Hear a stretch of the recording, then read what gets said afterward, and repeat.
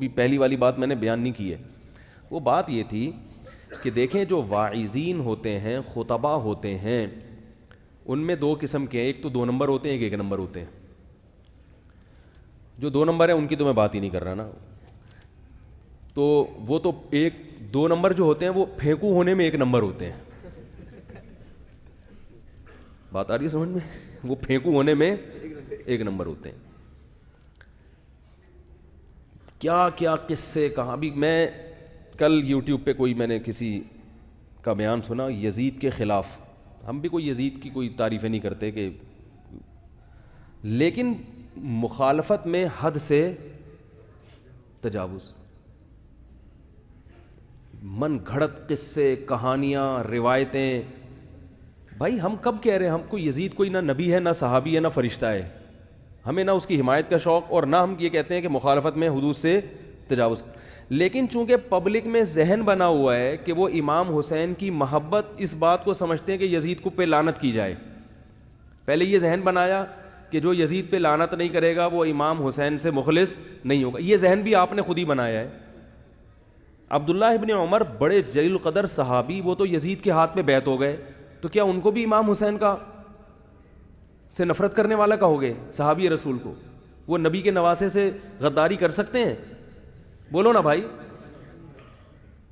کوئی سمجھانے والا نہیں ہے, کوئی بتانے والا نہیں ہے کہ بھئی آپ اس طرح کی باتیں کر رہے ہو. کل یہی مجمع جب عبداللہ بن عمر کا پڑھے گا اور بہت سارے صحابہ اور بہت سارے تابعین کا پڑھے گا کہ وہ تو بیعت ہو رہے ہیں جا کے, تو آپ نے تو میرے خلاف تقریر کر لی, فلاں مولانا صاحب کے خلاف ذہن بنا دیا لوگوں کا, لوگوں نے نعرے بھی لگا دیے ہمارے خلاف کہ یہ تو لانتی ہیں, یہ فلانا ہے. لیکن جب وہ پڑھے گا, کتابیں پڑھے گا, تاریخ اٹھا کے دیکھے گا کہ اتنے بڑے بڑے صحابہ اس کے ہاتھ پہ بیعت ہو رہے ہیں, تو وہ کس سے بدگمان ہوگا؟ وہ صحابہ سے بدگمان ہوگا. نتیجہ یہ ہوگا کہ رافضیت پھیلانے میں, بولو بھائی, وہ شیعہ مسلک کے, بولو نا بھائی, قریب ہو جائے گا. آپ خدمت سنی مذہب کی کر رہے ہو, مگر اس کے لیے طریقہ یہ اختیار کر رہے ہو کہ لوگ سنی مذہب کو آہستہ آہستہ, کیونکہ شیعہ مذہب میں تو صحابہ کو نہیں سمجھا جاتا اچھا. وہ تو کہتے ہیں جو یعنی حضرت حسین اور 4-5 صحابہ کے علاوہ میجورٹی شیعہ کی, سب شیعہ ایسے نہیں ہوتے, میجورٹی ان کی کہتی ہے سب غلط تھے. لیکن خطیب کو اس کی پرواہ, بولو بھائی, نہیں ہوتی. وہ پھینک رہا ہوتا ہے کیونکہ لوگوں میں ایک ذہن بن چکا ہے, تو بس بولو بولو بولو بولو. ایک مجمع کو ایسا, میں سمجھتا ہوں کہ جب بھی کسی چیز میں تحقیق کرنی ہو نا, ہمارے ملک میں اس وقت سب سے معتدل عالم اور محقق ہونے میں دنیا میں چوٹی کے علماء میں ان کا شمار ہوتا ہے, وہ ہیں حضرت مفتی محمد تقی عثمانی صاحب. بات آ رہی ہے سمجھ؟ ان کی زبان سے نکلا ہوا ایک ایک لفظ نپاتلہ ہوتا ہے, اور ان کی تحریر میں لکھا ہوا ایک ایک لفظ, بولو بھائی, نپاتلہ ہوتا ہے. کئی تحریریں ہم نے ان کی پڑھی ہیں, کئی, ہمیں تو زیادہ کیونکہ مسائل میں جب تحقیق ہوتی ہے تو ان کی تحریریں بھی پڑھنی پڑتی ہیں, ان کے فتاوی بھی دیکھنے پڑتے ہیں. تو ایسا لگتا ہے, ہم ساتھی جب آپس میں بیٹھ کے بات کرتے ہیں کہ یار ایسا لگتا ہے کہ یہ ایک لفظ لکھنے سے پہلے بھی 100 دفعہ سوچتے ہیں, ایک ایک لفظ بولنے سے پہلے 100 دفعہ سوچتے ہیں. ہمیں نہیں ملتا کہ ان کے بیان میں کوئی ایسی بات ہو کہ ان کو پھر ہم یہ کہیں کہ یار یہ غلط ہو گیا. یعنی ہم جب غور کرتے ہیں ہم کہتے ہیں اس سے اچھے الفاظ اس بات کو بیان کرنے کے لیے ممکن تھے ہی نہیں. تو ان کی تحقیق پڑھ لو, کربلا کے بارے میں کیا تحقیق ہے, بات آ رہی ہے سمجھ میں؟ ان کی تحقیق پڑھ لو, پوری دنیا ان کو مان رہی ہے. عرب ان کے استقبال میں کھڑے ہوتے ہیں, حرمین کے ائمہ ان کے سامنے تمیز سے بیٹھتے ہیں, ادب سے بیٹھتے ہیں.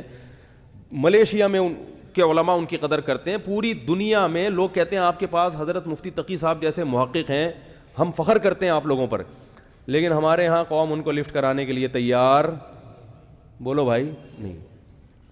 تو انتہائی اعتدال والی تحریریں, علم کا سمندر, اور ایک ایک لفظ نپاتلہ, جذبات سے ہٹ کے. لیکن وہی مسئلہ ہے کہ ہماری قوم کو تحقیق کا شوق نہیں ہے. شوق کس کا ہے؟ نعرے بازی کا. مجلس کوئی گرم کر کے چلا جائے, وہاں مزہ آ گیا بھائی, مزہ آ گیا. تو کچھ بھی بولتے رہو, کچھ بھی بولتے رہو, سب پبلک لینے کے لیے. ابھی کل پھر مجھے کسی نے, وہ ایک پرانے ذاکر صاحب تھے, وہ ان کی دوبارہ سے بھیج دی کہ نئی فلم ہے. میں نے کہا میں برداشت نہیں ہے, ایک دفعہ مردے زندہ ہو چکے ہیں وہاں پہ. وہ کدھر ہوئے تھے, کہاں پر, نیپال میں نا. تو میں نے کہا میں نے نہیں سنا واقعی, اب تک کلپ نہیں سنا. میں نے کہا ایک دفعہ مردے زندہ ہو کے کچھ چیزیں ہوئی تھیں, مجھے نہیں پتا وہ مردے کہاں گئے زندہ ہو کے, لیکن اب پتہ نہیں کیا ہوا ہے زندہ. میں نے کہا میں نہیں, واقعی نہیں سنا. انہوں نے بھیجا کہ میں نے کہا میں نہیں سن رہا بھائی, میرا پورا بیان پھر انہیں چیزوں پہ خرچ ہو جاتا ہے, میں نہیں سن رہا بھائی.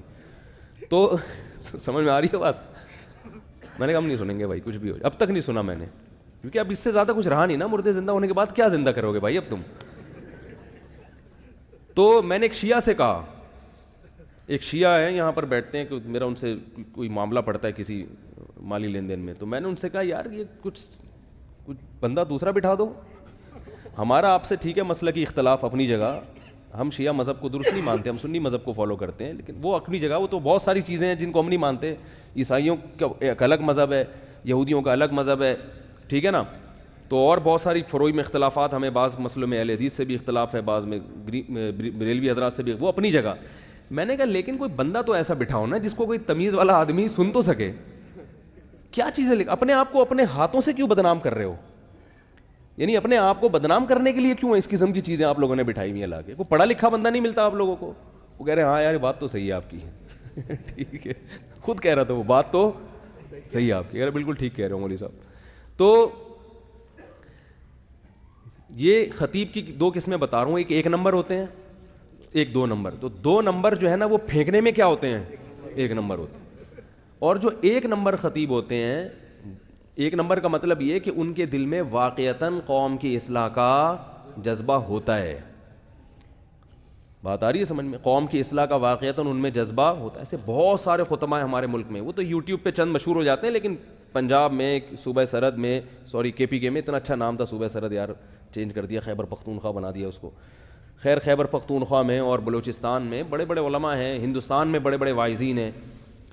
تو لیکن ہمارے ہاں ایک افسوس کے ساتھ یہ کہنا پڑتا ہے کہ ہمارے زیادہ تر واعظین میں روایات میں بالکل بھی احتیاط نہیں ہے. ایسا لگتا ہے ان کی تحقیق ہی نہیں ہوتی روایات.